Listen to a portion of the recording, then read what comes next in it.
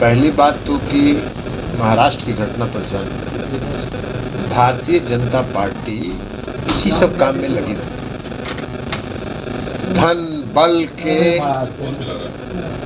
बल के बल पर, ताकत पर सरकार को अपदस्थ करना, सरकार को गिराना, सरकार बदलना, ये कौन कर सकता है जिसके पास धन बल हो।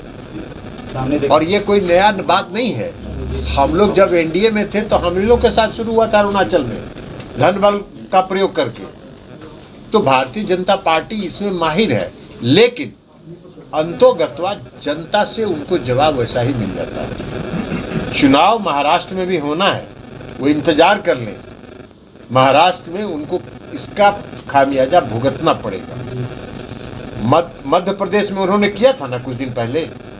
आज मध्य प्रदेश में चुनाव अगले 2-3 महीनों में होना है और आप देख लीजिएगा मध्य प्रदेश का चुनाव भारतीय जनता पार्टी बुरी तरह हारेगी।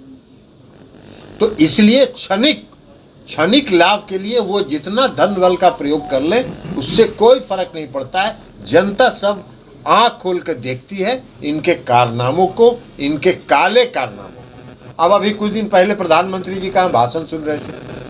प्रधानमंत्री जी कह रहे हैं कि महाराष्ट्र में एनसीपी 7,000 करोड़ रुपए के घोटाला में एनसीपी के नेता फंसे हुए हैं। तो वो जितने थे सब तो वॉशिंग मशीन में चले गए, बीजेपी के वॉशिंग में। अब तो साफ होके निकलेंगे, सफेद होके निकलेंगे। क्या बात करते हैं। ये डर दिखा के लोगों को भयभीत करके, धन बल का प्रयोग करके ये सब काम करते हैं। अगर महाराष्ट्र में बहुत दिन पहले श्री एकनाथ शिंदे को इन्होंने दल बदल करके मुख्यमंत्री बनाया, काहे नहीं बम्बई म्युनिसिपल कॉर्पोरेशन का चुनाव करवा रहे हैं। साहस नहीं है उनको मुंबई म्युनिसिपल कमिश्नर का चुनाव कराना, इसलिए बुरी तरह हारेंगे वो। उनको मालूम है कि वो हारेंगे और इसका भी परिणाम यही होगा कि महाराष्ट्र में चुनाव होगा, वो बुरी तरह हारेंगे लोकसभा के चुनाव। मोदी जी, सुशील मोदी जी मुंगेरी लाल का हसीन सपना देखते रहे और वो फिर मुंगेरी लाल का हसीन सपना देख रहे हैं। देखिए, कोई सीरियस आदमी अगर कोई बोले तो उसका सीरियस जवाब दिया जाता है। मोदी जी सीरियस आदमी है ही नहीं, वो बेचारे परेशानी में। अब अभी लखीसराय में गृह मंत्री जी आए थे, उनको बुलाया भी नहीं था। हम सुने कि मोदी जी को गए थे वहाँ सुशील जी। अरे सुशील जी गए थे वहाँ, आप लोग में से कोई देखे उनका फोटो? नहीं गए थे।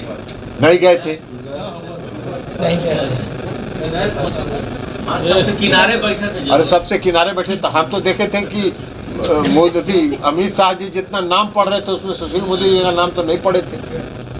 तो उनका बेचारे का हासिल बहुत ही दुर्गति वाला हासिल हो चुका है भारतीय जनता पार्टी में।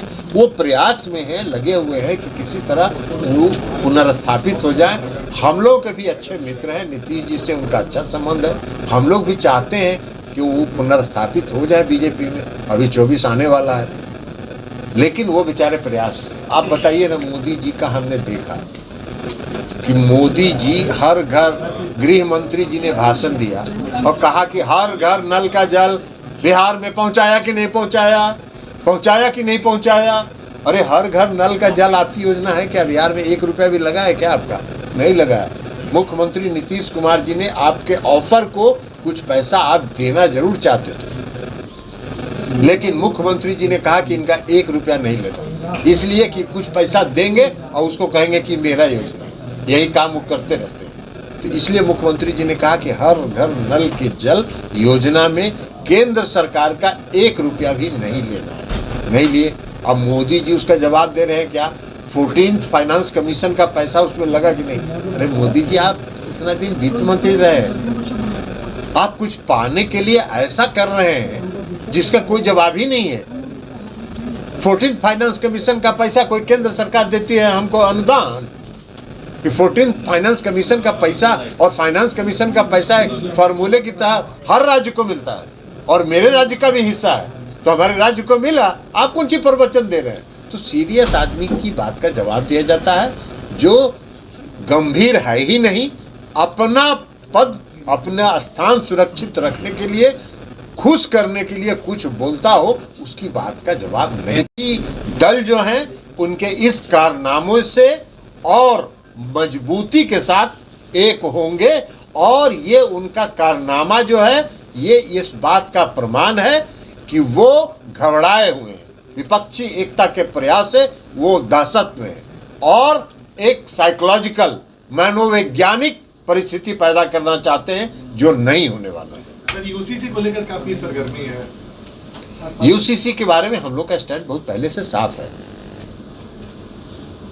समान आचार संहिता जो है कई धर्मों को प्रभावित करता है और सभी धर्मों के जो स्टेक होल्डर्स हैं, सभी धर्मों के प्रभावित लोग हैं, जब तक उनमें आम सहमति नहीं होगी तब तक आप इस कानून को लाना उचित नहीं है इस देश में। सर, क्या ऑपोजिशन मीट का जो डेट है वो ये हमको नहीं मालूम। सब चिराग कह रहे हैं कि जदयू के कई सांसद छोड़िए ना चिराग के बात का, उसका मैंने हर चीज के लिए आपको नोटिस लेना है, आप उनके बात का चलाते रहिए, हम उनकी बात का कोई नोटिस नहीं लेते, कोई मतलब ही नहीं है उनकी बात का नोटिस लेने का।